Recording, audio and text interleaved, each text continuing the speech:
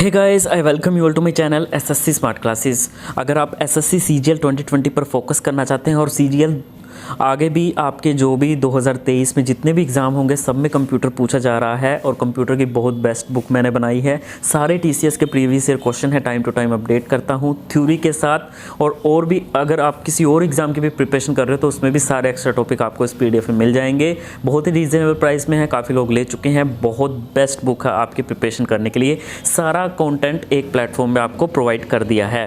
तो पहला क्वेश्चन देखिए, कुछ एमसीक्यू करते हैं जो डायरेक्टली आपके एग्जाम ओरिएंटेड हैं। Who is a developer of computer? तो यहाँ पे ऑप्शन में आपके Dennis Ritchie, James Gosling, Charles Babbage and none. तो answer is Charles Babbage. What is the full form of computer? So computer के full form है आपकी commonly operated machine purposely use for technical and computer research. The smallest unit of the data in computer is bit.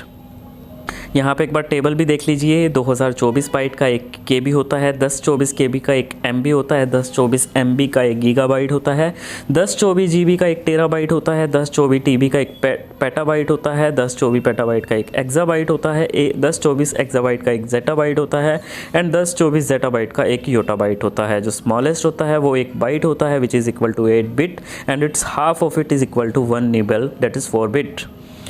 Next one देखिए, in computer system 1 nibble is equal to 4 bit, 1 byte is equal to 8 bit. What is the full form of CPU which is central processing unit?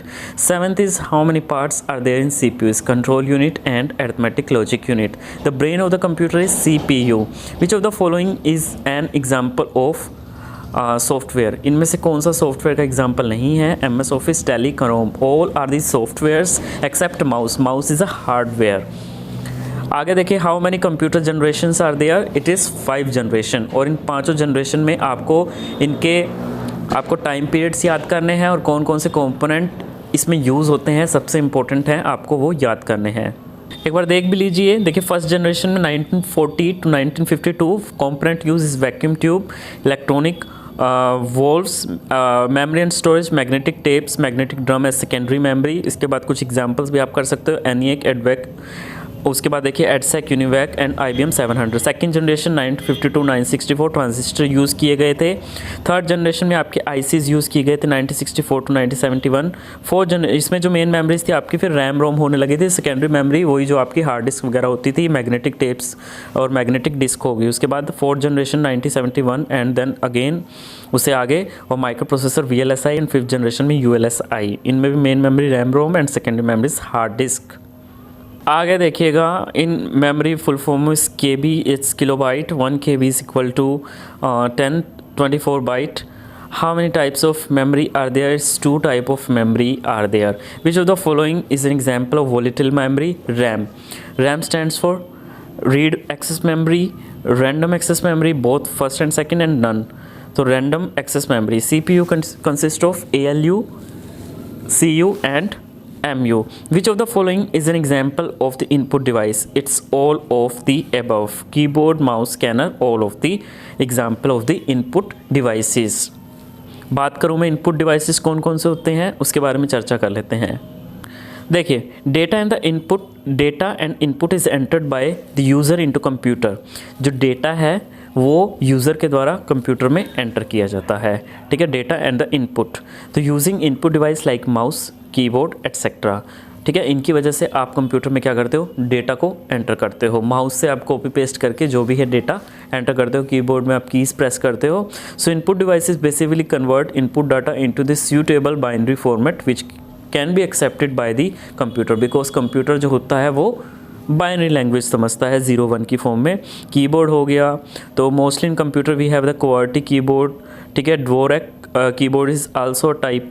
उसके बाद देखिए type of key in QWERTY keyboard, तो next हो गया, तो ये तो बात हो गया। उसके बाद माउस हो गया। Mouse basically is an hand held pointing device used to position a cursor on a computer screen. It is therefore an essential input device for selecting, dragging, hovering and clicking.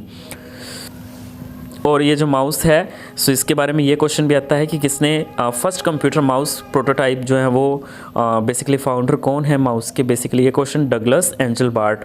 So invented the first computer mouse prototypes 1963। Type of the mouse serial, PS2, USB and wireless. ये सब तरह के जो mouse है USB से direct connect होते हैं, wireless भी होते हैं, आपको पता है। उसके बाद देखिए joystick, light pen, digitiser, tablet, microphone, ठीक है, ये सब क्या हैं आपके इसके एग्जाम्पल हैं। उसके बाद आपका आता है ये सारे जितने आपको दिख रहे हैं, ठीक है, सब आपके एग्जाम्पल हैं।